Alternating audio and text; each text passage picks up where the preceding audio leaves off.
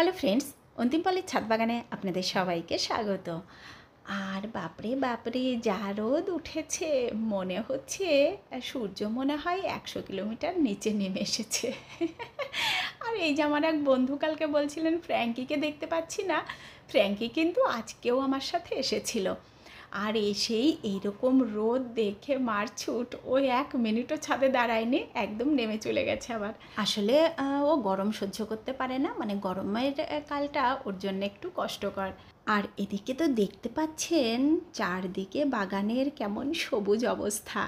তো ছাদে এসেই প্রথমে সব গাছগুলোর সাথে একটু ঘুরে ফিরে এই যে দেখা করে নিচ্ছি, আর কোথায় কাদের কি প্রয়োজন চট করে সেই কাজটুকু করে নিচ্ছি, যেটা প্রত্যেক দিনের কাজ।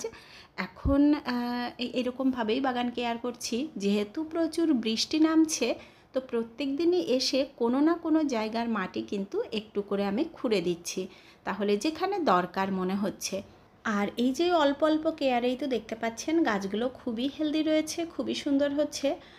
আর এই যে একটা বাগান করতে হলে এই যে ছোট ছোট দিকগুলো যদি একটু আমরা ভালো করে নজর রাখি, তাহলেই কিন্তু খুব সুন্দর গাছ আমরা খুব সহজেই পেতে পারি। আর আজকে থাম্বনেলে তো আপনারা দেখেছেন যে মৃতপ্রায় লাউ গাছ থেকেও কিন্তু আমরা পেতে পারি সত্যি সত্যি আবার লাউ। আর সেটা এর আগে আমার বাগানেও হয়েছে। আর আমার এখন যে লাউ গাছটা রয়েছে, আমার পুরনো অনেক বন্ধুরাই দেখেছেন, যেই বীজ রেখেছি আমি, একেবারে কিন্তু মরা মরা হয়ে গেছে গাছটা।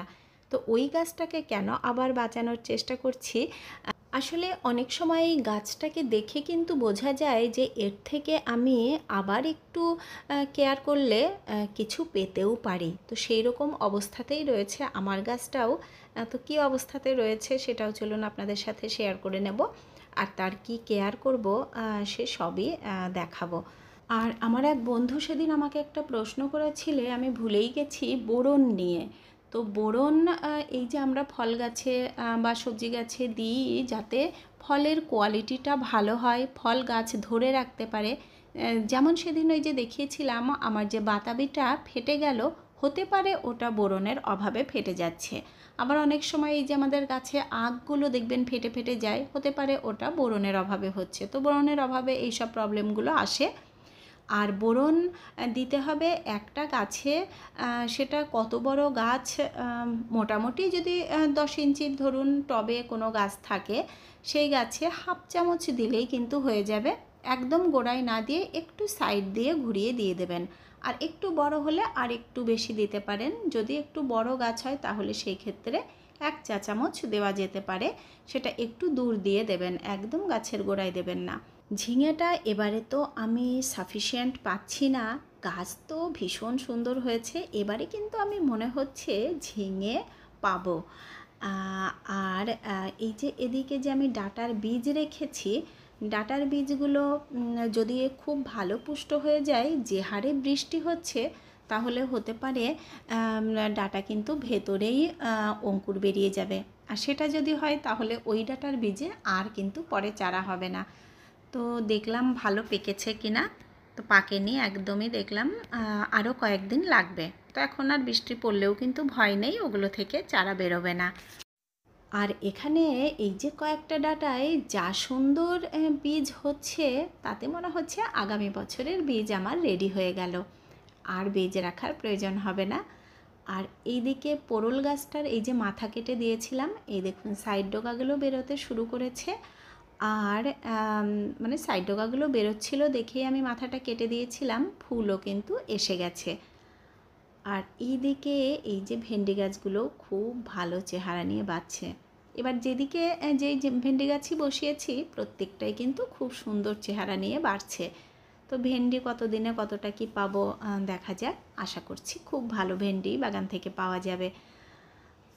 আর এইদিকে এই যে আর একটা নতুন গাছ বসিয়েছিলাম, ঢাকা দিয়ে বসালে কিন্তু চারা এক ফোঁটা এদিক ওদিক হয় না, মানে যদি টব দিয়ে ভালো করে ঢাকা দিয়ে রাখা যায়, তো আপনি যত রোদেই বসান চারা ভালো থাকবে। আর এইদিকে শিম গাছটা দেখে মনে হচ্ছে একেবারে শীতের যেন শিম গাছ, এত সুন্দর হচ্ছে। তো শিম এখান থেকে পাওয়া যাবে কি না তা তো বলা মুশকিল, জানি না পাবো কি না। আর এইদিকে পুঁই গাছটা তো সবাই মিলে একে ঝেপে ধরেছে, তো বেশ ভালোই মোটা হয়ে বাড়তে শুরু করেছিল, কিন্তু এতজনার ভিড়ে ও ঠিকঠাক জায়গাই পাচ্ছে না। দুটো বড় বড় পাতাই যে কেটে নিলাম, আর পাতাগুলো তো পুরো এক একটা মনে হচ্ছে সেই বড় বড় কচুর পাতার মতো হয়েছে। আর এই যে শশা গাছের মাথা যতগুলো সামনে আসছে ততগুলোই আমি কেটে দিচ্ছি। তো আরও কিছুদিন দেখব, যদি দেখি শশা আসছেই না তাহলে কিন্তু গাছটা উঠিয়ে আমি ফেলে দেবো এবারে, কারণ এত যে ফুল ফুটছে এর মধ্যে কিন্তু স্ত্রী ফুল আমি দেখতে পাচ্ছি না। তো এই যে যখন আমরা বীজ কিনি, আসলে জাতটা কিন্তু দেখে একটু কিনলে খুব ভালো হয়, তা না হলেই যে এরকম প্রবলেম হবে, শশাই যে হচ্ছে না আমার। আর এই দেখুন এদিকে খুব সুন্দর একটা শাপলাই যে কয়েকদিন ধরে দেখাচ্ছি, ফুটবো ফুটবো করছে কিন্তু খুব সুন্দরভাবে আর ফুটতে পারছে না। তো আজকে এই যে হাফ ফোটা হয়ে আছে আর কালারটা এসেছে কি দারুণ দেখুন। এখানে এই যে আর একটা হলুদ শাপলাও আমি বসিয়েছিলাম, তো হলুদ শাপলাটা কিন্তু আর আমি দেখতে পাচ্ছি না। এই যে পাতাগুলো দেখতে পাচ্ছি, যে সবুজ সবুজ পাতাগুলো, ওইটা কিন্তু হলুদ শাপলার পাতা। তো এবারে চলুন আমরা মূল টপিকে যাই। বাগানের অনেক কিছু দেখতে দেখতে একটু দেরি হয়ে গেল মূল টপিকে যেতে। আর সেটা হচ্ছে এই যে আপনারা অনেক দিন ধরেই দেখতে পাচ্ছেন, মানে আমার পুরনো বন্ধুরা তো প্রায় যে আমি দেখাচ্ছি যে আমার যে এই দেখুন লাউ গাছটা, লাউটা কিন্তু প্রায় হয়ে গেছে তোলার মতো মনে হচ্ছে। তো এই গাছটা এখন আবার দেখতে পাচ্ছি নতুন কিছু পাতা ডগা সুন্দর বেরিয়েছে, আর সেটা দেখেই আমার মনে হলো যে গাছটাকে যদি আমি একটু কেয়ার করি তাহলে আবার এখান থেকে ভালো লাউ পেতেও পারি। লাউ গাছটার তো একদম অবস্থা খুবই খারাপ, ওই দেখুন। আর বস্তাটার অবস্থা আরোই খারাপ, বস্তাটা তো ধরলেই মনে হচ্ছে এক্ষুনি ছিঁড়ে পড়ে যাবে। তো এটা এখান থেকে সরানোর উপায় নেই। আর এই যে একেবারে মরো হয়ে দেখুন গাছটা রয়েছে, আর ওই যে আমি বীজ রেখেছি, বীজটা তো প্রায় রেডি হয়ে গেছে। তো ভেবেছিলাম গাছটা মরেই যাবে, আর বীজ রাখার কারণে আর কোনো ভালো কিন্তু লাউ হয়ওনি। এতদিনে দেখছি আবার এই লাউ গাছটা এই দেখুন কি সুন্দর হয়ে ভালো ডগা ছাড়ছে। তো এই গাছটা থেকেও আমরা অবশ্যই লাউ পেতে পারি আবার, কারণ এরকম ঘটনা কিন্তু এর আগেও হয়েছে। আমার গাছের গোড়া থেকে পুরো মরে ডাল থেকে গাছ হয়ে সেই ডালেও দারুণ অনেকগুলো লাউ পেয়েছি, সেটা গত বছরই হয়েছিল। আর এটা তো গোড়া এখনও বেঁচেই আছে, ওই দেখুন মাথায় উঠে গেছে অনেকটা। আর লাউয়ে দেখছি ফুলও আসছে। এই যে ফুল যখন আসছে তার মানে লাউ এর থেকে কিন্তু আমরা চেষ্টা করলে আবার পেতে পারি। আর এই যে সুন্দর সুন্দর পাতা ডগা দেখে পোকারাও কিন্তু চলে এসেছে খেতে, দেখুন। তো এই গাছটাকে কেয়ার করেও আবার এখান থেকে সুন্দর লাউ কিন্তু আমরা পেতে পারি। তার জন্যে কি কেয়ার করতে হবে চলুন আজকে থেকেই কেয়ারটা করা শুরু করে দিই। কারণ আমি কালকেই দেখেছি যে লাউ গাছটা এই যে এত সুন্দর হয়ে আবার গ্রোথ শুরু হয়েছে। আর এই লাউটা আমার তো মনে হচ্ছে কাটার মতো হয়ে গেছে। এই দেখুন খুবই শক্ত, এই যে শব্দ টোকা দিলেই বোঝা যাচ্ছে। আমার মনে হচ্ছে বীজ হয়ে গেছে। তাও যেহেতু লাউয়ের বীজ আমি এর আগে কখনো রাখিনি বাগানে, যদি আপনাদের কারো জানা থাকে তো এই দেখুন এই রকম অবস্থাতে কি লাউটা তোলা যাবে নাকি প্লিজ আমাকে একটু জানাবেন, কারণ লাউটা তুলে নিলে তবেই কিন্তু গাছের গ্রোথ খুব ভালো হবে।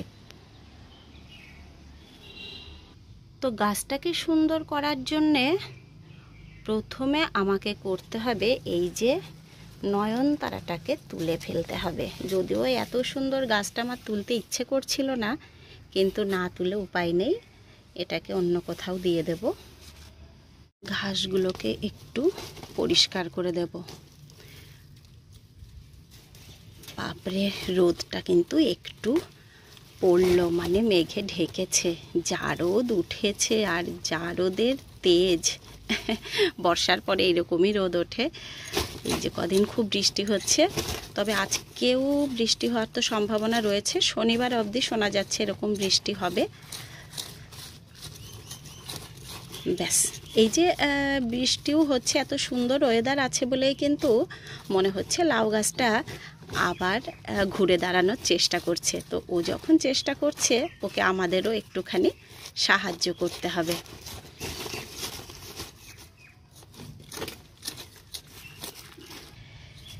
এই যে আমার এক বন্ধু সেদিন বলেছো যে খোঁড়াখুড়ি দেখতে খুব ভালো লাগে। আসলে আমারও সব গাছের গোড়াগুলোই যেরকম একটু খুঁড়ে দিতে ভাল লাগে। আমার মনে হয় ওরা খুব আনন্দ পায় তাতে। এই যে ভেতরে একটু হাওয়া চলাচল করে, ওদের রুটের গ্রোথ খুব ভালো হবে তাতে, আর ওরা খুব সুন্দর বাড়তে পারবে। তো কেয়ার করলে কে না খুশি হয় বলুন? আমরাও যেমন কেয়ার করলে ভীষণ খুশি হই, ওরাও কিন্তু তেমন একটু কেয়ার পেলেই ভীষণ খুশি হয়ে আমাদেরও বিভিন্ন জিনিসে ভরিয়ে দেয়। এটা কিন্তু আর এই জায়গাতে এই বস্তায় এইভাবে রাখা যাবে না। তো চলুন দেখি কি আছে বাগানে যেটার মধ্যে এটাকে রাখা যেতে পারে। এই যে এখানে রয়েছে যে কিচেন ওয়েস্টের গ্রো ব্যাগটা, এটার মধ্যে কি রাখা যেতে পারে চেষ্টা করে একবার দেখি। তো আপনারা একটু ওয়েট করুন, আমি দেখি কিছু করা যায় কি না।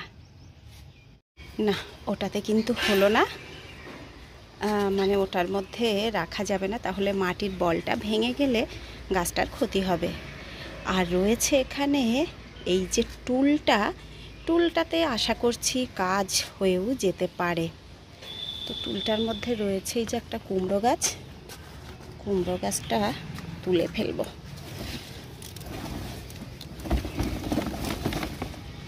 খুব সুন্দর একটা ডগা একদম নিচ পর্যন্ত চলে গেছিল। মাটিটা এত হালকা যে এই যে টানছি দেখুন পুরোটা তুলে চলে আসছে উঠে। এখানে একদম মাটি নেই, এটা হচ্ছে সয়েললেস। তো এই যে সয়েললেস বেডগুলো সব থেকে সুবিধা হচ্ছে, দেখুন এক জায়গা থেকে আরেক জায়গা নেওয়া কিন্তু কোনো ব্যাপার না, খুবই লাইট ওয়েট। তো চলুন এবার গাছটাকে বসিয়ে দিই। ব্যাস, এই দেখুন একদম বস্তাটাকে ধরে শুধু আলতো করে বসিয়ে দিয়েছি, আর চারদিক থেকে বস্তাটাকে একটু ছিঁড়ে ফেলে দিয়েছি। তো এখন কিন্তু এই গাছটাতে আমি কোনোই খাবার দেব না, কিন্তু খাবার এরপরে দেব একটু গোবর সার মাটি মিক্সড করে এই যে বাকি অংশটা রয়েছে দিয়ে দেব। আর মাঝে মাঝে যেমন খোল সার, সেই রকম কেয়ার করে যেতে হবে এখন গাছটাকে। তো দেখা যাক এবারে রেজাল্ট কি হয়, বোঝা যাবে কিছুদিনের মধ্যেই। রেজাল্ট যে খুব ভালো হবেই সেটা তো আর জোর দিয়ে বলা যায় না, হতেও পারে আবার নাও হতে পারে, সেটাও আমাদের মাথায় রাখতে হবে। তবে আশা তো অবশ্যই করব আমরা যে হবে। তবে সম্ভাবনা আর একটা কারণেও খুব বেশি রয়েছে, কারণ এবারের ওয়েদারটা তো দেখতেই পাচ্ছেন যে কীরকম। এরকম ওয়েদারে গাছ এমনিতেই ভালো হয়। আর এই যে বর্ষা ঢুকতে কিন্তু আর বেশি দেরি নেই। তো আমরা আশা করব এবারে যে ওই গরমটা আর ফিরবে না। আর বর্ষা এবারে আগে আগে ঢুকছে, সেটাও শুনতেই পাচ্ছি। তো দেখা যাক কি হয়। আর এদিকে দেখুন ডাঁটা বুনেছিলাম, সেগুলো খুব ভালো গজিয়েছে, আর ডাঁটাটা কিন্তু এবার ভীষণ সুন্দরভাবে আমি পাচ্ছি। মানে এই যে আমি যে 15-20 দিন অন্তর অন্তর ডাঁটা বসিয়েছি, আর তার কারণে সব সময় বাগান থেকে আমি কচি ডাঁটাটা পেয়েছি। একদিকে অল্প একটু বীজ রেখেছি, আবার কিন্তু ততদিনে ডাঁটা রেডি হয়ে যাচ্ছে, একেবারে কচি কচি সুন্দর ডাঁটা। তো আপনারাও কিন্তু এরকম অল্প অল্প করে বীজ ছড়াতে পারেন, আর অল্প অল্প করে এক একটা জায়গায় করতে পারেন, কারণ একবারে কোনো সবজি খুব বেশি কিন্তু আমাদের দরকার হয় না। আর এখানে আজকে তুলে নিলাম আমি এই যে গাজরের বীজটা। তো আমিও চলে এসেছি ভিডিওটির একদম শেষ পর্যায়ে। এতক্ষণ যারা দেখলেন তাদেরকে অসংখ্য ধন্যবাদ। ভালো লাগলে লাইক কমেন্ট শেয়ার করবেন, আর যারা আজকে আমার একদম নতুন বন্ধুরা আছেন তাদের যদি ভালো লাগে তাহলে চ্যানেলটিকে সাবস্ক্রাইব করে নেবেন। তো আপনারা সবাই খুব ভালো থাকবেন। দেখা হবে আবার নেক্সট ভিডিওতে। টাটা।